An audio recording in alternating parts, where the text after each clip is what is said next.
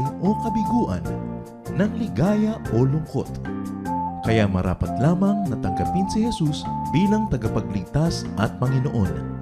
At matapos yun ay panariwain ang katapatan at paglapit sa Kanya bawat araw o day by day. Ang day by day ay naglalayong umalalay sa pang-araw-araw na pamumuhay. Narito po si Kuya Ed Lapis sa mensaheng pinamagatang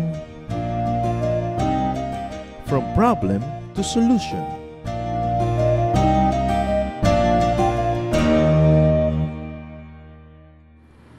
Marami mga tao may mga mabibigat na problema at pag naisip mo yung problema nila, kabisan parang gumagaan yung problema mo. Today we're going to get acquainted with a lady that had a terrible problem. Ang ating pag-aaral, From Problem to Solution. Salamat Panginoon dahil bawat katapat ng problema ay solusyon. Give us wisdom that we may learn from our reading today. That we may learn from you. So be our speaker, be our teacher, empower us, guide us. Meanwhile, Father, we ask for cleansing. Patawarin niyo po kami sa aming mga kasalanan. Linisin niyo po kami. Walang maging sagabal para dumaloy ang pagpapala niyo sa aming buhay. Palakasin niyo po ang aming katawan, patalasin ang aming isip, paglayain ang aming espiritu na makipagniig sa inyo. Be our speaker. Teach us. Lift up only your name. And in your precious name, in the name of your Son, Jesus, we pray with thanksgiving. Amen. 2 Kings 4:1-7. One day, the widow of one of the Lord's prophets said to Elisha, "You know that before my husband died, he was a follower of yours and a worshiper of the Lord. But he owed the man some money, and now that the man is on his way to take my 2 sons as his slaves." Isa sa mga napakagagandang kwento sa Old Testament. Isang babaeng balo ang desperada dahil bukod sa lungkot na dinadala niya sa kamatayan ng kanyang asawa, ngayon ang kanyang 2 anak na natitirang aliw niya sa kanyang buhay at gabay sa kanyang pagtanda ay kukuhanin pa nung pinagkakautangan ng kanyang namatay na asawa. Tradisyon nung araw na ang hindi nababayarang utang, yung anak mo ang magiging bayad. Malaking problema. Nalulungkot, wala na ng asawa, at ngayon mga walang pa ng mga anak. Nagpunta siya sa boss ng kanyang asawa, yung head prophet, si Elisha. At nilinaw niya, diniin niya na ang kanyang asawa ay dating naninilbihan, nag-aaral, tagasunod ng propeta. Kaya may connection siya dito sa propetang ito sa pamamagitan ng kanyang asawa. 2 Kings 4:2, "Maybe there's something I can do to help," Elisha said. "What do you have in your house?" A most important and a most intriguing question. Lumapit yung babae sa kanya dahil nangangailangan ng tulong. Hindi natin alam kung ang inaasahang tulong ng babae ay bigyan siya ng pera para pambayad sa utang at ng yung anak niya ay huwag maibayad, huwag maipangbayad, or kakausapin ba ng propeta yung pinagkakautangan na patawarin mo na yung utang, propeta naman yung nagkautang sa'yo. Hindi natin alam kung anong laman ng isip ng babae. Pero definitely, hindi yon ang iniisip ng propeta. Kasi sabi ng propeta, "Maaaring may maitulong ako sa iyo. Ano ba ang meron ka sa bahay mo?" Hindi itinanong kung ano ba ang meron ng nanay mo, kapatid mo, kapitbahay mo, o ano bang meron ako na pwede kong ipautang sa iyo. No. Ano bang meron ka? At kung umaasa yung babae ng tulong na mas instant, halimbawa ay funds, baka pwede siyang wala ng gana dahil ang tanong sa kanya kung anong meron siya. Walang-wala nga siya, kaya nga siya lumalapit. 2 Kings 4:2-4, "Sir, I have nothing but a small bottle of olive oil." Elisha told her, "Ask your neighbors for their empty jars, and after you've borrowed as many as you can, go home and shut the door behind you and your sons. Then begin filling the jars with oil and set each one aside as you fill it." Nakakataka naman itong payo ng propeta Sabi niya, anong meron ka sa bahay mo? Sabi nga natin, walang-wala nga siya, kaya lumalapit. Sabi niya, Ginoo, wala po akong anuman, kaysa konting-konti lang na langis ng oliba. Alam niyo, yung olive oil noon was a commodity. It was a precious commodity kasi yan ay pwedeng pangluto, pwedeng pagkain, pwedeng panggamot, pwedeng pangmasahe. Very precious. At sabi sa kanya ni Elisha, baybayin mo lahat ng mga kapitbahay mo, manghiram ka ng napakarami, pinakamaraming kaya mong hiramin ng mga walang laman na mga banga, mga sisidlan, umuwi ka, at isara mo ang pinto, kayo lang mag-iina ang nasa loob ng bahay, at pagkatapos, simulan mong isalin yung langis mo na konti sa mga nahiram mong sisidlan. 2 Kings 4:5, the woman left. Later, when she and her sons were back inside their house, the two sons brought her the jars, and she began filling them. Very thrilling, very exciting. Marami-rami naman silang nahiram ng mga lalagyan. Nagsara sila ng pinto, at sinimulan nilang magsalin. 2 Kings 4:6, at last she said to one of her sons, bring me another jar. We don't have any more, he answered. And the oil stopped flowing from the small bottle. Wonder of wonders, habang nagsasalin sila at may napagsasalinan pa, hindi naubos yung konting langis niya. Kailan dito naubos? Nung wala nang mapagsasalinan, ubos na ang mga jars. Kaya sabi niya, pahingi pang lalagyan, wala na po tayong lalagyan, puno na, at wala nang empty, tumigil yung langis sa pagdaloy. 2 Kings 4:7. After she told Elijah what had happened, he said, sell the oil and use part of the money to pay what you owe the man. You and your sons can live on what is left. So, ano na po nang gagawin namin? Marami na kaming oil sa bahay. Abay di ibenta nyo. Part ng mapagbebentahan mo, bayaran mo yung utang ng asawa mo, hindi na mababawi ang iyong mga anak, magiging slave, at yung natira, sapat na sa inyo, ipamuhay nyo. Presumably, hanggang magkaroon sila ng mga hanap buhay, magkaroon sila ng susunod na pagkukunan. So that was the problem, and all the solutions embedded in the problem. How the problem was solved is very, very interesting, and it is our interest now, how the problem was solved, or what she needed, which was the problem, and what she had, and what she did. Very important. So the problem was solved by looking at what she needed, and then what she had, and what she did. First of all, she needed money. Sino kaya sa mga tao ngayon din sa bulwagan na ito ang hindi yan ang need? Kahit naman dumadami yung pera mo, sabi ng Solomon, dumadami din yung bayarin, dumadami ang gastos, may kailangan ka pa rin. She needed money to pay up so that she would not have to give up her sons. But what she had, isa-isahin natin, kasi mukhang walang-wala siya but she had a prophet husband, although past tense na, patay na, dead, but still useful. Marami nga kung kailan naging dead o naging useful lalo kung may insurance.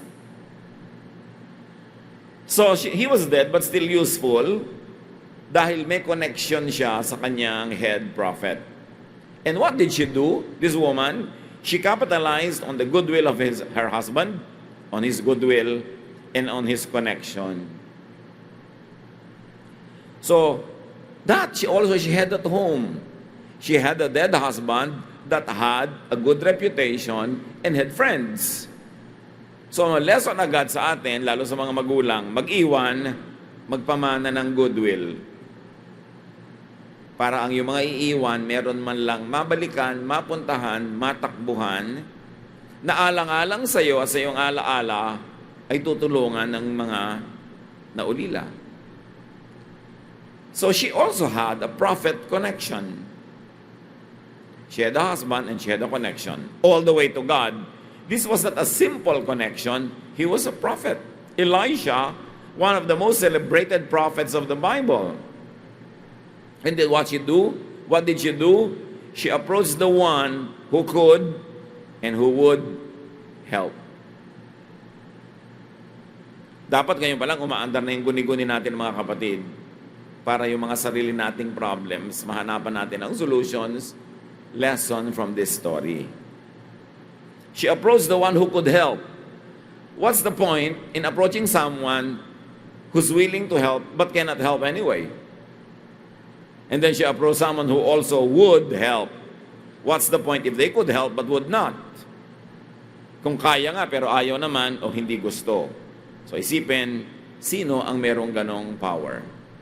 And she had an idea. What was that idea? Tell the prophet. Kailangang sabihin ko sa propeta ang problema ko. Sobrang bigat, kailangan humanap ako ng ibang balikat na pwedeng tumulong, laang tumulong, kayang tumulong, at gustong tumulong. At yun yung propeta. So the solution to many of our problems is usually just an idea. Idea. Bawat solusyon may katapat, bawat problema may katapat na solusyon. Kailangan lang makonekta sila ng idea. Dapat may idea, dapat may iniisip at nag-iisip ang tao. And what she did, she worked on the idea. Sabi niya, alam ko na, ang una kong gagawin, pupunta ako sa prophet, sasabihin ko ang problema ko. At hindi siya nagpatumpik-tumpik, hindi siya nagtagal pa, pumunta nga siya at sinabi niya. Marami sa atin, maraming ideya, pero walang aksyon. Alam mo yun ang gagawin mo, tama. O sige, kukuha ko na insurance. Kailan? Sige, sabihin ko sa iyo, biglang namatay ka na bigla, wala na insurance. Kung kukuha ka rin lang, kumuha ka na ngayon kasi unang hulog mo pa lang, pag bigla ka na dedo, covered ka na. Act on the idea, especially if it's a good idea. Meron naman mga tao, act ng act, wala namang ideya. Suntok-suntok sa buwan, kung ano-anong pinagagagawa, walang plano. Hindi rin yun magwo-work. So she had a good idea, and she acted on the idea in a very timely manner. Kasi kung pinatumpik-tumpik pa niya, pinatagal-tagal, baka dumating na yung pinagkakautangan, nakuha na yung mga anak niya bago pa siya nakakilos. Do not, sabi nga ni Manuel L. Quezon, do not live for tomorrow what you can do for today. Natatandaan niyan yung mga nag-elementary na noong mga 1960s, Quezon Code of Ethics. Do not live for tomorrow what you can do for today. Nawala na yan nung araw pagka mga flag ceremony pag Monday, may mga nagre-recite ng mga Quezon Code of Ethics. And it gets instilled in you. Manners, etiquette. Kailangan huwag yung manya na habit. So the prophet did not give her money. The prophet gave her another idea in answer to her idea. Her idea was to go to the prophet, so the prophet gives her another idea. If the woman was thinking of money, the prophet gave her something better. Pag mayroon tayong financial problem, mga kapatid, hindi pangungutang ng pera ang laging pinakamagandang solusyon. Or hindi pera agad o cash ang pinakamagandang solusyon. Kung yun ang pinakamagandang solusyon, nanalangin na sana yung propeta, naghimala ang Diyos, may pera, o eto na yung pera. But God does not work that way. The prophet did not give her a dole out, but the prophet gave her a project. Binigyan siya ng isang proyektong mapagkakakitaan. What else did the woman have? The woman had courage. Ang mga babae nung araw, hindi basta-basta lumalapit sa lalaki, lalo yung lalaki na yun mataas ang ranggo sa lipunan at sa pananampalataya. Pero may lakas ng loob o nilakasan ng loob ang babae na ito at lumapit siya sa propeta. Talo ang mahiyain. Lalo kung byuda ka, mahiyain ka, magiging alipin ng mga anak mo. Ang mga anak ng mga mahiyaing magulang, dehado, talo, ipinapatalo dahil nahihiya. Tanggalin nyo yung hiya sa buhay. Ang ikahiya mo lang yung masamang ginagawa. Pero yung lalapit ka, hihingi ka ng tulong. Lahat naman nga kailangan ng tulong. Tiyakin mo lang na hindi ka naman laging ikaw na lang yung humihingi. Pamisa-misa ikaw naman magbigay. O pagpahingahin mo naman yung hinihingan mo, hindi parate. Pero hindi nakakahiya na humingi ng tulong sa oras ng kagipitan. Hindi nakakahiya na magpaalala kahit sa employer mo na Deserve mo na ang raise kasi ang tagal-tagal mo na, ang galing-galing mo, ang husay-husay mo, wala pa. Hindi nakakahiya na i-demand mo kung ano yung what is rightfully yours. Kung namatay ang asawa mo, nag-aagaw-agawan sa mana yung mga pamilya niya, mahiyain ka, talo ng anak mo. Dapat ang tao hindi mahiyain, lalo may umaasa sa'yo. So talo pagka mahiyain ang tao. Hindi naging katalunan ng mga anak ngayon dahil itong babaeng to may lakas ng loob. And then what she had, the star of all the things she had, was some oil at home. Sabi ng propeta, what do you have at home? And this is a godly way to solve problems. What do you have? What is your strength? What is it in you that can become a solution? Dapat naman mayroon kayo kahit konting sariling oil sa bahay. Have something. Kahit nung naghimala si Jesus, pagpapakain ng 5,000 lalaki plus women and children, merong something. 2 maliliit na isda at 5 pirasong maliliit na tinapay, pinarami. Pero kung wala ni isang isda at wala ni isang tinapay, anong paparamihin? 0 times 10 is 0 pa rin. Kailangan bigyan mo ang Diyos ng something to bless. Gusto mong pumunta sa exam, pumasa? Mag-aral ka at yung alam mo, ma-bless niya, dumami habang sumasagot ka ng mga tanong. Gusto mong umunlad sa buhay? Maghanap buhay ka, kumita ka ng kahit konti para paramihin ang Diyos, paunlarin ang kinikita mo. Hindi yung wala ka namang kinikita, gusto mo pang gumastos. Hindi dinadaan niya sa dasal. Kailangan meron kang something. So, bigyan ng Diyos ng mga paghihimalaan. Huwag walang-wala. Boring yung laging walang-wala ako. Ang haba-haba na ng buhay mo, walang-wala ka pa. Bakit naman walang-wala ka? Sobra ka naman successful sa pagiging wala. Pagka lagi kang wala, may kasalanan ka na rin doon. Liban na lang, as I always love to say, na sobra ka matanda, sobrang bata, o sobrang may sakit. Pag willing kang ihampas ang katawan mo sa trabaho, hindi ka pwedeng walang-wala. Meron at meron, magkakaroon. And what we learn here is what we already know. Little becomes much when you place it in God's hands. Line yan of a song.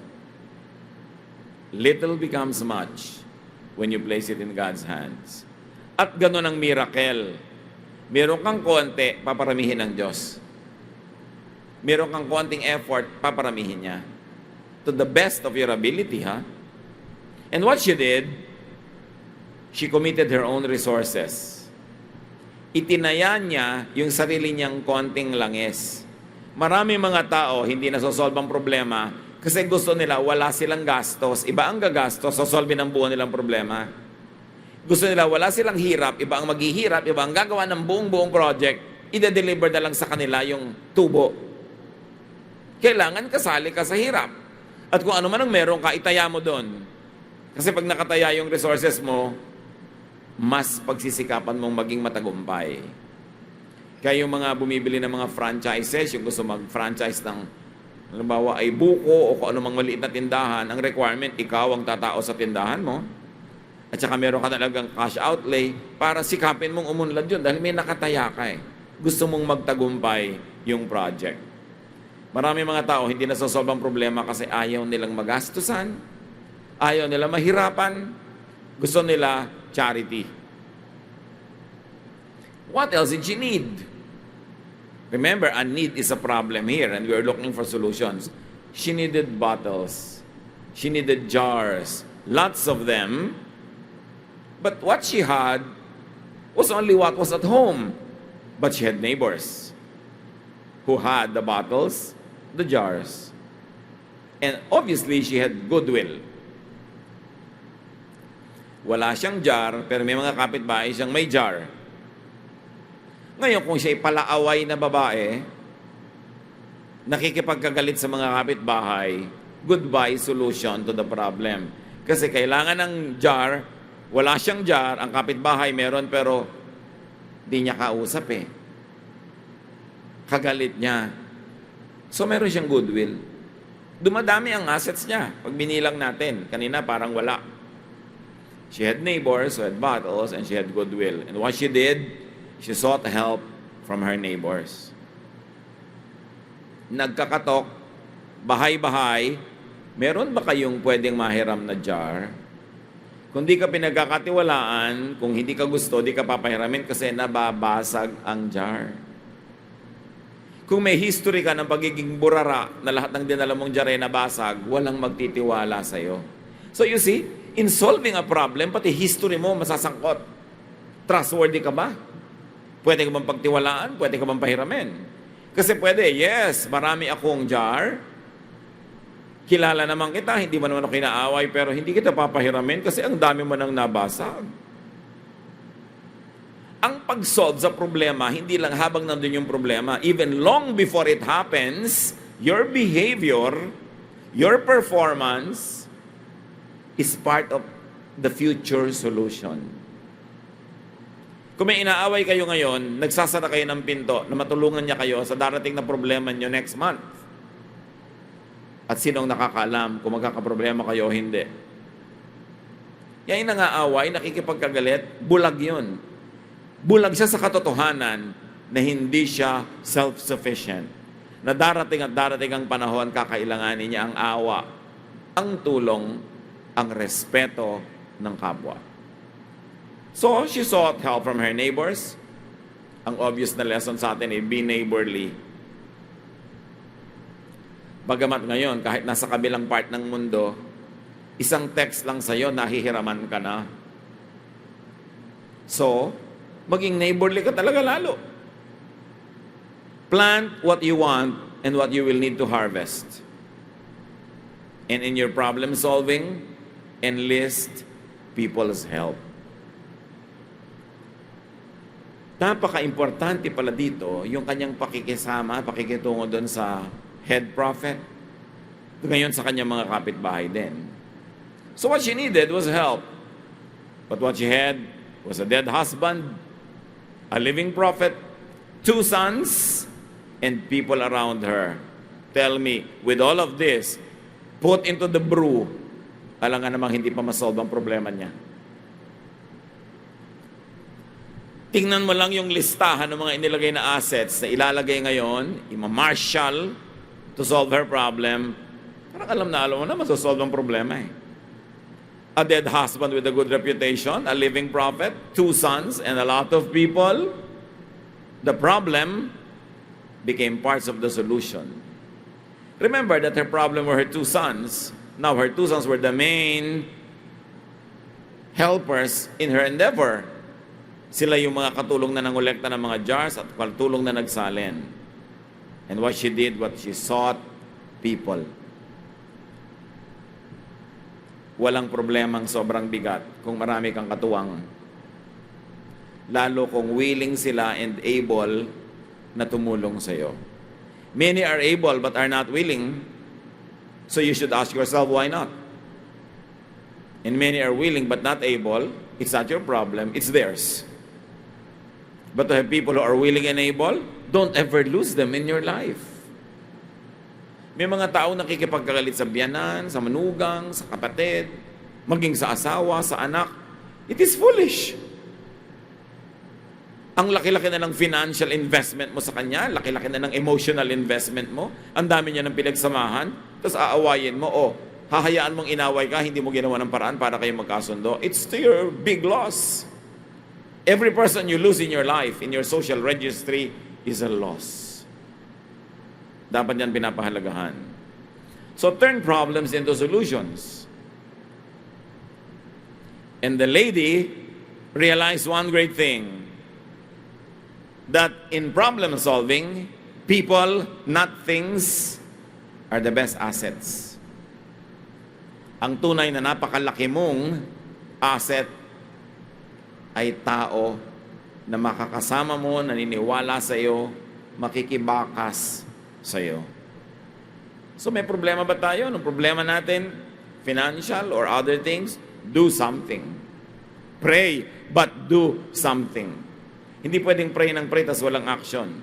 And remember, let's take a second look at the solution.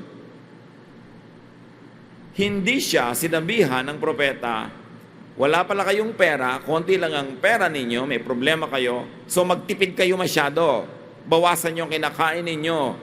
Magtipid kayo na magtipid. Huwag na kayong gumamit ng ilaw. Huwag na kayong, at kung modern time, huwag na kayong mag-electric fan. Huwag na kayong kumain na masarap. No! Hindi sila tinuro ang magtipid. Ang itinuro sa kanila ng propeta ay to produce money. To make an income and to increase their income. O, iba naman kasing case nila dahil may propeta involved, so may miracle. But do you know na sa buhay natin, may miracle every day? Pwede nga hindi dumadami talaga literally yung oil mo, baka nga wala ka pang olive oil.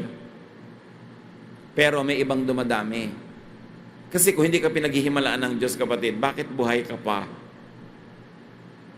Sa dinami-rami ng needs sa buhay at sa kinakonti-konti ng resources, bakit buhay pa tayong lahat? Himala yun. Tayo ang living testimony na nangyayari pa ang mga himala. Na napakaraming pwede mangyari sa iyo sa pagpunta mo lang dito. Pwedeng nasagasaan ka, nabundol, daganan ka ng natutumbang puno.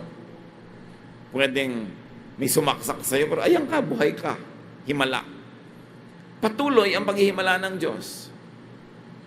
Yan lang makatawid ka ng mga kalye ng Maynila na manatili kang buhay. Himalayan, ha? Daig pa nito yung nasa Biblia. So, hindi pinaghihimalaan din tayo, ha? Hindi lang sila. Pero ang point, the secret is in commerce, not in slavery. Kung meron lang tayo ngayon, sila noon na atin ngayong super OFW mentality, ang solution, sell your sons to slavery. Send them off. Para masolve ang problema. Na ngayon yung laging ginagawang solusyon ng mga tao. Hindi naman laging yun ang solusyon. Nasanay na lang tayo na yun ang solusyon. Maraming solusyon. Ang yumayaman nga sa bansa na ito, yung mga nag-i-stay Hindi yung umaalis.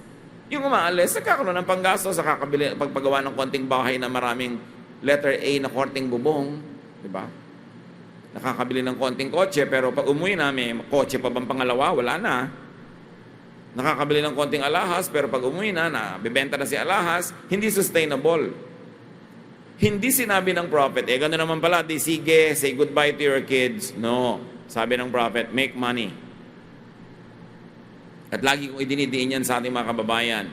Magpapakasal pa lang kayo, tapos next month, mag-a-abroad na yung husband mo. Why don't you make him stay and the two of you make money? Nag-asawa ka pa, magkahiwalay naman kayo. Tapos ang dami-daming mga babaeng naghihintay lamang, o lalaki na naghihintay lang ng padala, nakatunga nga araw-araw. At dahil nakatunga nga, naiinip, magsa-shopping ngayon. Magmumall, magsisine, kakain, gastos ng gastos kaya walang pera. But the solution is to make more money, not to save. Although it helps to save, pero pag ang mentality mo is to save, habang buhay na lang, gas-gas na yung payog mo, hindi mo pa pinapalitan. Habang buhay na lang, yung mantikang ipinamprito mo last week, paulit-ulit mo pa ang pinampiprito.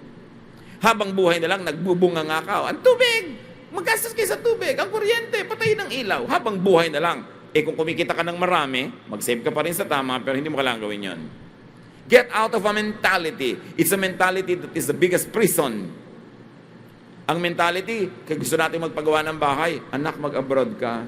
Kahit prostitute, nanay, oo, nadadaan na yan sa paligo ngayon, anak. Ang halaga, magkabahay tayo. Yung kumari ko, mas malaki ang bahay. Lagi na lang ang solusyon, itaboy ang mga tao. Tapos lulungkot-lungkot. Pag nalungkot naman, hahanap ng konting aliw. Nagkakakomplicate ang problema. Well, it is a band-aid solution. It should not be the mentality of our people to always send out our loved ones to earn money.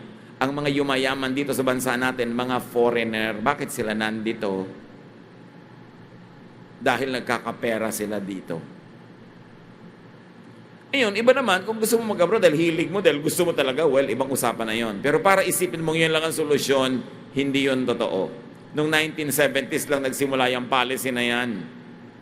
Mid and late 70s. But before that, hindi naman yan ang solusyon natin sa ating mga economic problems. At nandito sa kwento, hindi sell your labor, sell your children, no. produce more. At nakita natin kung paano sila nakaproduce ng more, hindi ko na uulitin. So anong problema natin sa buhay, lalo kung financial? Produce more. I'm not even telling you to keep on saving, kundi produce more money. Gusto mo palang kumain ng masarap, edi mag-produce ka ng maraming pera. Gusto mo palang lunurin ka ng electric fan na laging nasa 3 ang speed, edi gawin mo, pero may pambayad ka dapat sa kuryente. Make money. Kailangan meron kang enterprise. And all the elements in the story will help us do that. Hindi na uso ngayon ang one-income household. Talagang maghihirap ka, puro tipid. Kailangan lahat may kita. Bawat taong nagko-consume, dapat nagpo-produce. Except for the few moments, and it should be short, when students are full-time na nag-aaral, o sobrang bata, sobrang tanda, o sobrang may sakit. Konti lang yon. Marami are able-bodied, kayang-kaya natin mag-produce. Huwag kayong makontento na isa lang ang income nyo. Kung hindi kayo kontento sa inyong income. Ngayon, kung kontento kayo, di sige, makontento kayo. Pero ang dami nyo pang pangarap. Gusto nyo pang makapagbakasyon sa napakalayong Batangas. Hindi maabot-abot na pangarap. Abay, increase your income. Huwag kayong makontento sa sweldo-sweldohan lang. Dahil walang matutupad na pangarap pag ganun lamang. Seek people's help. People love to help others who deserve the help and people that they like. So it is important to be likable. You know, success happens to people who receive help at the right moments in their life. Everyone needs help, but people help only those they like. So be likable. It's important. Ama naming Diyos, napakaraming lesson na pwedeng mapulot sa kwentong ito. Dalangin namin ngayon, bigyan mo kaming karunungan, i-apply sa buhay namin. Hanapin yung mga equivalent sa buhay namin, nung prophet, nung oil, nung neighbors. Hanapin namin yung equivalent ng pagsisikap, ng character that will deserve the help of others. At nawa, Panginoon, kung meron man sa mga anak mo ngayon dito ang kinakapos, nagigipit, give them the idea that could get them out of this situation. It's always an idea. Nawa, Panginoon, kung makuha namin at matanggap yung ideya mula sa iyo, maging masipag kami to turn it into reality. Huwag kami maging kimi, dungo, mahiyain, at tumayo kami, Lord, to claim our destiny. You know the plans that you have for us. Plans to give us a hope, a future. Plans not to hurt us. Nawa, Panginoon, yung aming mga aksyon, maging tugma sa aming mga pangarap. Maging tugma sa mga ninanais namin sa buhay.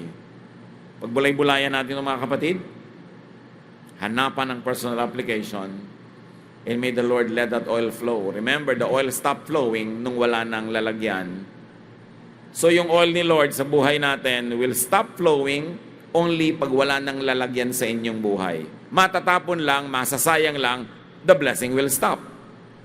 But as long as you are ready, willing, and able to receive the blessing, it will not stop. So if it stops, look at yourself and say, wala na pala akong lalagyan, ganito lang kaliit ang utak ko, ganito lang kaliit ang sipag ko, ganito lang kaliit ang pananalig ko, matatapon lang, masasayang yung blessing, so it will stop. Teach us, Lord. Teach us how to be deserving so that this blessing will keep flowing all our lives.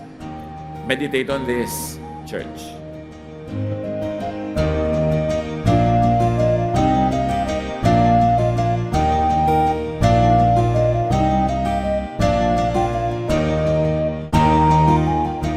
Ang katatapos pong mensahe ni Kuya Ed Lapis ay pinamagatang From Problem to Solution.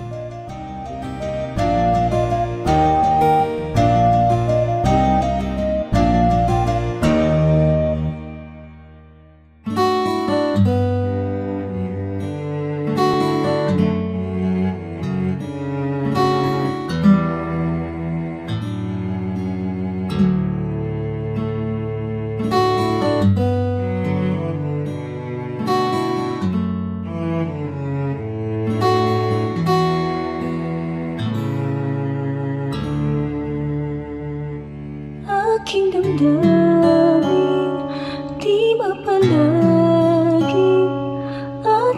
isipan ay laging ligaw, di mawawari ang buhay palagi. Kahit itama ay hindi sapat, nais kong itama ang lahat. Ngunit iabot at di sapat. Jesus, kailangan kita. Jesus, hindi mangangamba. Jesus, pag-ibig niyo iba di mapapantayan kahit na sinuman. Jesus, kailangan kita. Jesus, sa'yo'y hindi mangangamba. Jesus, sa piling niyo ako'y laging may pag-asa.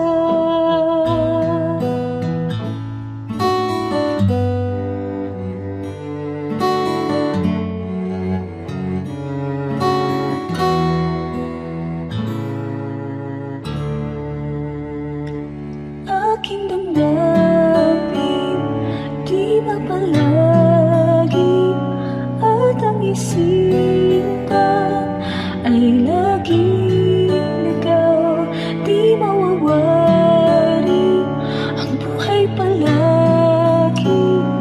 Kahit itama ay hindi sapat, nais kong itama ang lahat. Ngunit iabot at di sapat. Jesus, kailangan kita. Jesus, hindi mangangamba. Jesus, pag-ibig niyo iba di mapapantayan kahit na sino man. Jesus, kailangan kita. Jesus, sa'yo'y hindi mangangamba. Jesus, sa piling niyo ako'y laging may pag-asa.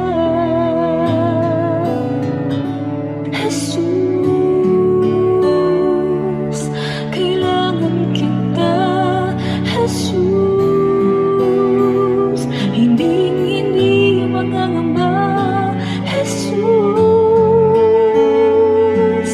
pag-ibig niyo iba di mapapantayan kahit na sino man. Jesus, kailangan kita. Jesus, sa'yo'y hindi mangangamba. Jesus, sa piling niyo ako'y laging may pag-asa.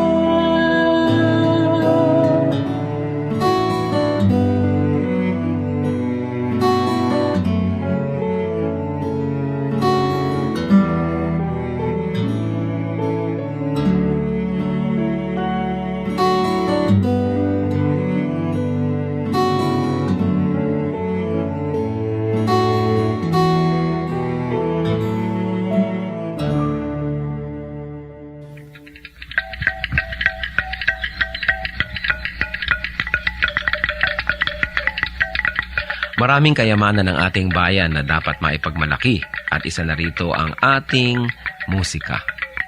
Napakarami ng mga instrumentong pangtugtog ng ating lahi.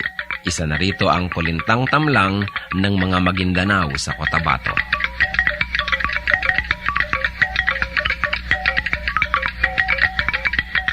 Ang kulintang tamlang ay instrumentong pangmusika at yari sa 8 piraso ng kawayan na inilatag ng sunod-sunod ayon sa haba at tono. Hinahampas ito ng dalawang maiigsing patpat sa magkabilang kamay. Sa mga Maguindanao, ang kulintang ang pinakakilala at pinakapangkaraniwang instrumentong ginagamit sa mga kasiyahan.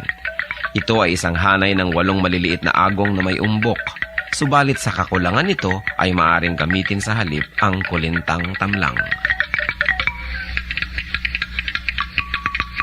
2 tao ang maaaring tumugtog sa isang set ng kulintang tamlang.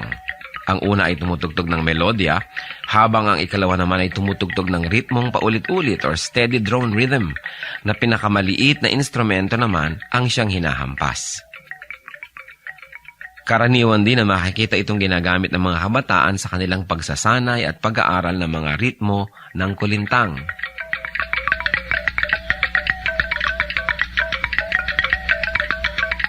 Yan ang kulintang tamlang ng mga Maguindanao sa Cotabato. Kayamanan hindi lang ng Maguindanao, kundi ng buong bayan. Marapat isuko sa Panginoon at gamitin sa paglikha ng musika sa pagsamba sa Kanya.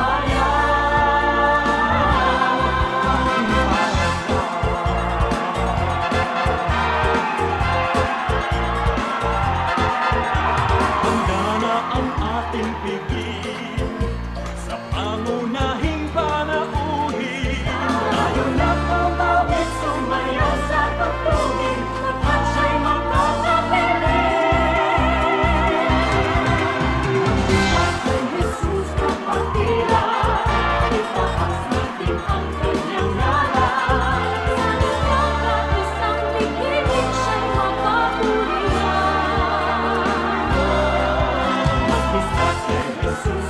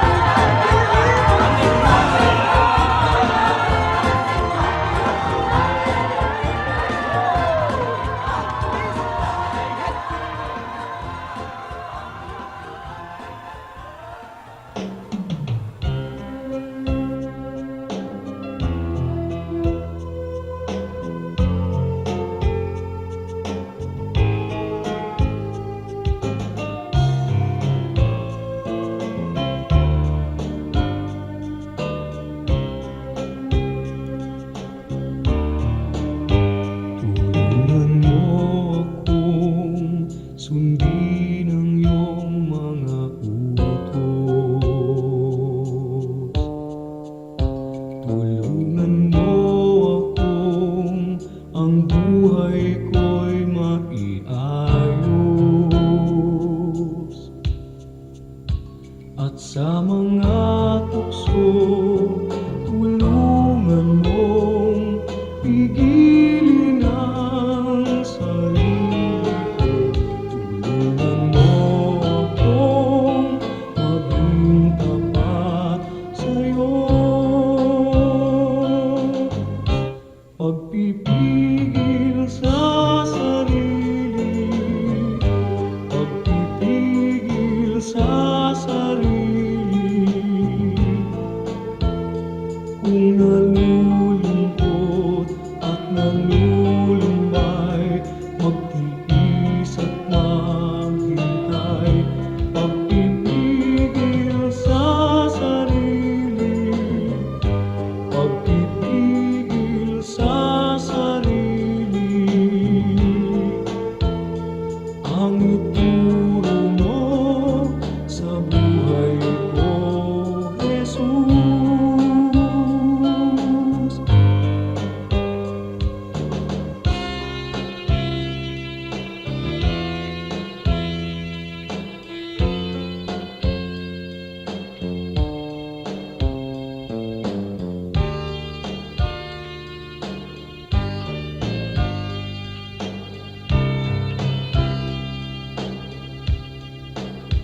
At sa mga tukso'y tulungan mong pigilin ang sarili ko.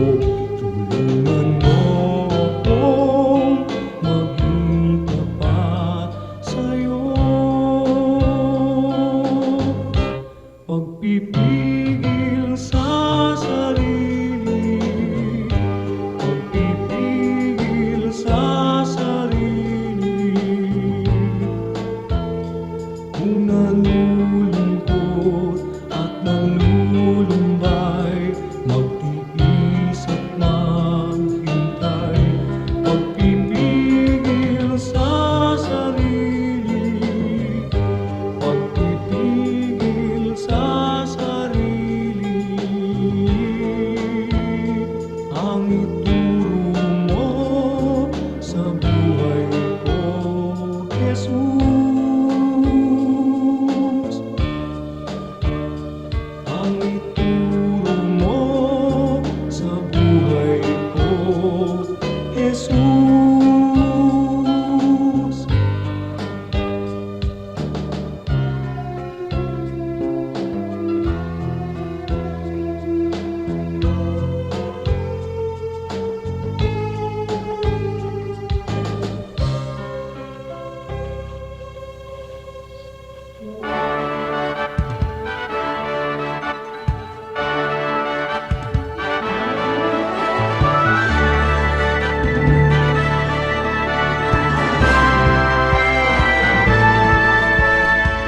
Ang iyong hirang dala, ang iyong ngalan, naglay ang ligaya ng kaligtasan.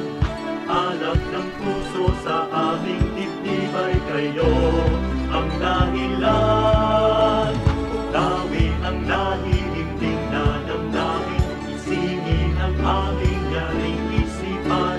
Tamang lakas ay gawin niyong alipin sa inyo ang pagsamba. Pagsamba, dalis ay napagsamba sa dakilang ngalan niya. Halina sa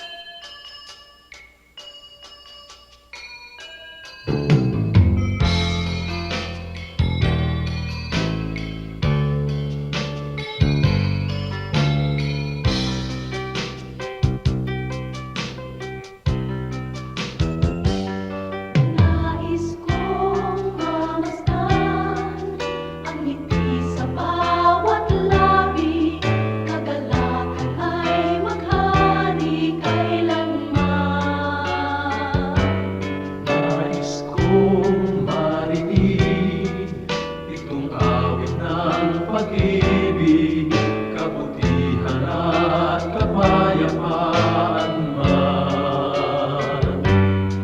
Nang matutunan kong pigilin ang sarili kong minsan, puso ay bigyan ng kahinahunan. Pagkatapatan ko nawa sa'yo'y hindi manihimlay, mapagtigis na puso, kabaitan ang taglay. Bunga ng Espiritu, mayroon ka ba sa buhay mo? Ang kinakailangan na ipakita ng Kristiyanong tunay. Bunga ng Espiritu, kung wala sa buhay mo, kay Jesus tanggapin mo. Bunga ng Espiritu.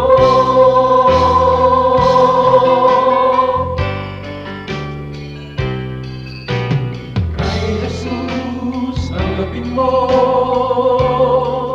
Bunga ng Espiritu.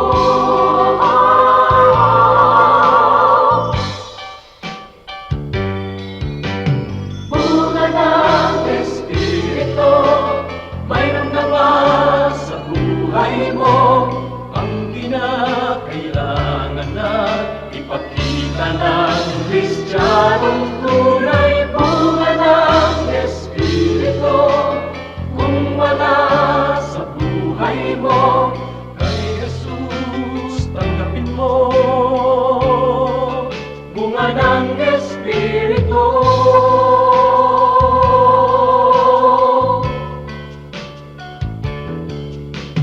Kay Jesus tanggapin mo.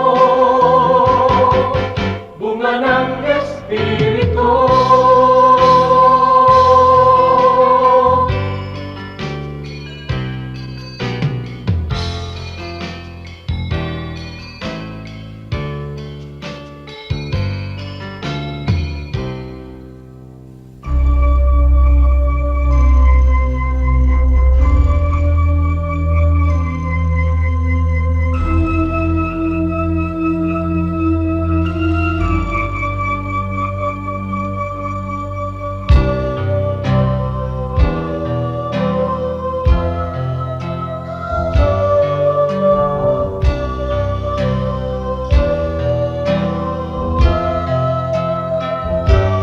Bakit labis na pag-ibig ang nais kong ibigay? Magmula nang tanggapin ko si Jesus sa aking buhay. Noon ng Diyos sa puso ko'y isang katang-isip lamang. Ngunit ngayon siya ay katotohanan.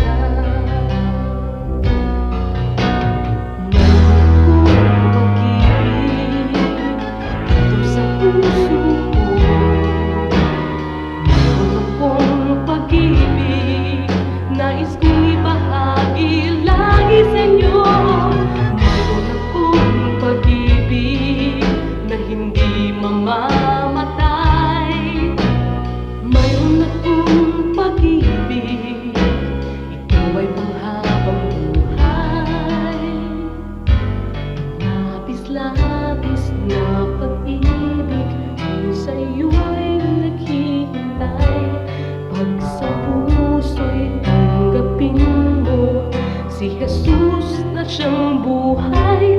Noon ng Diyos sa puso'y isang katang-isip lamang.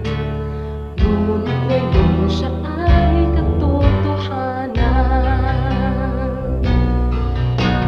Mayroon akong pag-ibig dito sa puso ko. Mayroon akong pag-ibig, nais kong ibahagi lagi sa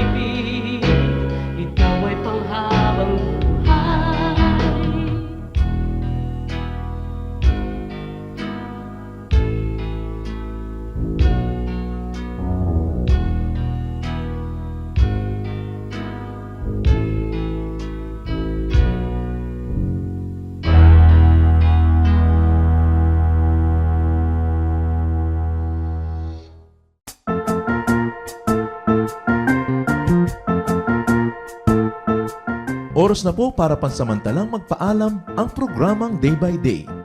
Tayo po'y magsama-sama tuwing ika-6 hanggang ika-7 ng umaga, araw-araw. Magandang umaga po at mabuhay ang Panginoong Hesus!